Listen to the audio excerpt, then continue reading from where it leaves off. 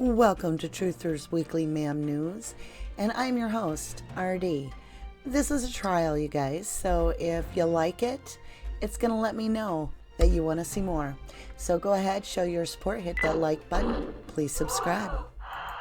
We got a tweet this week from Kathleen Zellner, and it says The Walking Dead crowned as one of the decade's most influential shows. TV Guide selects MAM as one of the most influential programs of the decade. Jerome Buting retweeted, MAM has certainly raised public consciousness about corruption and flawed justice in America. It's not what our forefathers intended and not what our beloved veterans fought and died for. Honor them by fighting for #CJ Reform. That's criminal justice reform. Ken Kratz had to chime in as well, and he writes, replying to Jerome Buting, and remember folks, when Arbor Day comes around, Johnny Appleseed would want you to remember the Central Park 5 when planting your tree. By the way, is there anything more disingenuous than speaking the words ma'am and crim justice reform in the same breath?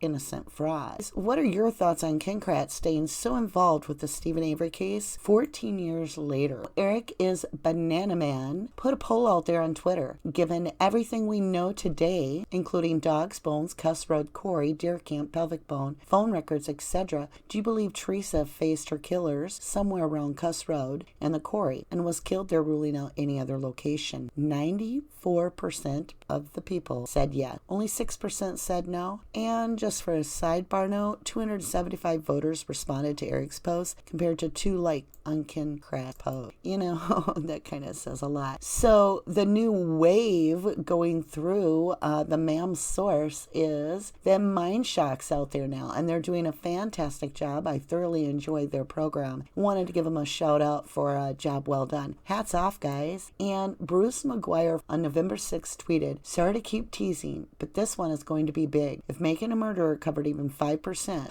of what is going to be on the next MINDSHOCK podcast, there might not be any guilters at all other than family friends of Manitowoc LE. So interesting. I'm looking forward to seeing that. Let's get on with our top story. As we all know, October 14th, Kathleen Zellner filed a 135-page document with the Wisconsin Court of Appeals seeking a new trial or evidentiary hearing in the Halbach homicide case. Now, it is the 203rd week since Stephen Avery was home. The Department of Justice filed a motion to extend. So here it is, you guys. They're asking for time, extra time, which we did expect, and the way to look at it is, it isn't a no. Leaves us a little bit of hope. Now, Brendan Dassey is in the news. We have a true story of false confession, and Laura Nyrider and Stephen Drizzen asked Governor Evers to grant Dassey clemency. October 2nd, Brendan Dassey's legal team filed a clemency petition with the office of Governor Tony Evers. The petition asked for consideration for a pardon, which would result in Brendan's immediate release and restore some of his legal rights. They also are seeking consideration for commutation, which could result in release or shortened sentence, but would leave the conviction as stands. So something to know, Governor Evers has an educational background, and I believe he's state superintendent for numerous years.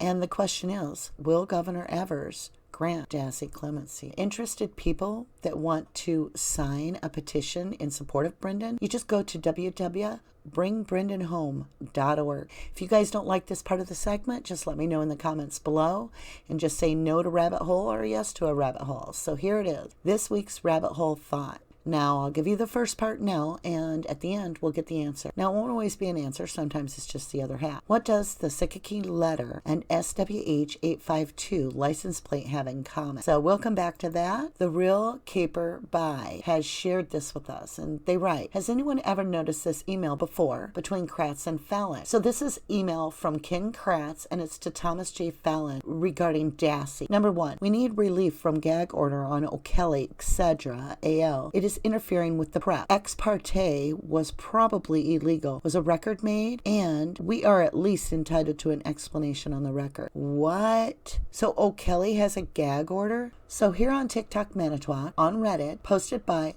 Magella, 39, 22 days ago. Empty pupple casings in Yonda burn barrel suggest that there was an undocumented interval 6 days between Miss Halbach's death and the burning episode when her remains were exposed to egg-laying flies. All concerned. I was recently reviewing Dr. Eisenberg's forensic anthropology case report when I came upon the excerpt shown below. Time since death. The presence of empty pupple casing, tag number 7964, collected November 12, 2005, from barrel number 2 and identified as burnt bone pieces, suggests that perhaps there was an undocumented interval between Miss Halbach's death and the burning episode when her remains may have been exposed to egg-laying flies. However, it is not possible to determine from this analysis if those pupple casings were associated with the human or non-human fragments identified by the undersigned as collected under that tag number. It is worthy of note, however, that the same evidence tag number yielded the suspected human bone fragment with evidence for multiple cuts. She goes on to say, this is the poster. I located a more complete description evidence tag number 7964 from Trial Exhibit 401, which explained that this tag referred to the human bones recovered from the Yonda burn barrel as discussed in the excerpt below. Evidence tag number 7964, which consists of items located in one of the 4 burn barrels found behind the Yonda residence, represented the following bones. Number 1, long bone shaft fragments. Number 2, a possible metacarpal fragment. 3, vertebral fragments. And 4, scapular fragments. The pupple fly casing suggests that Teresa's body was stored somewhere for a significant period of time prior to its cremation. Fly eggs would have been laid, undergone metamorphosis, and hatched from their pupple casings during this period. So optimally, it's 8 hours to maggots plus 4 days to pupae plus 2 days to flies, or 6 1/3 days. It turns out blowflies and flesh flies can turn to adults in 5 to 7 days. This also assumes the body was kept somewhere warm, at least 77 degrees Fahrenheit, or maybe someplace warmer, assuming she was killed shortly after she went missing. The pupple casing would put the cremation date on November 5th or 6th or later.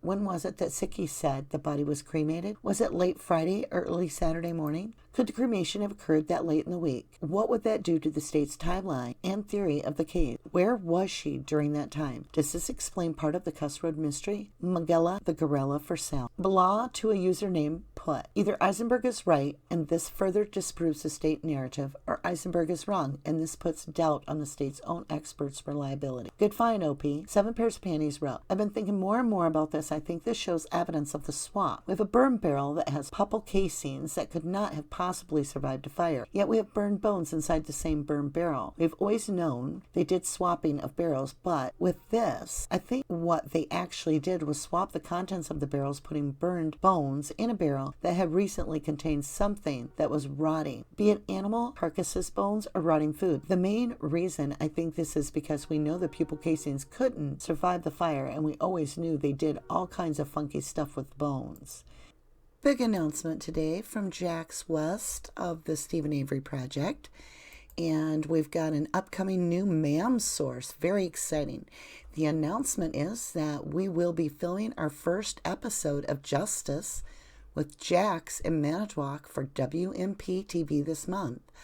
She goes on to say, I will go to the spots that are involved in the Stephen Avery case with a camera crew. Where would you like us to go? Share your ideas below. # Justice with Jax. So that's very exciting, and I'll have that link down below for you. And this week's rabbit hole find. So let me know if you like this segment. Otherwise, we can just, cut this part out. What does the Sickie letter and SWH852 license plate have in common? Both were folded into thirds. Wow, you guys, this was a lot of fun. I hope you enjoyed it. If you have some new ideas or if you've stumbled upon something, feel free to email me, rubberducky2005@yahoo.com. We'll add it to the news, and we'll keep this going every week if you like. Show your love if you would, and thank you so much for watching. If you didn't do the crime, you shouldn't do the time. Have a wonderful day.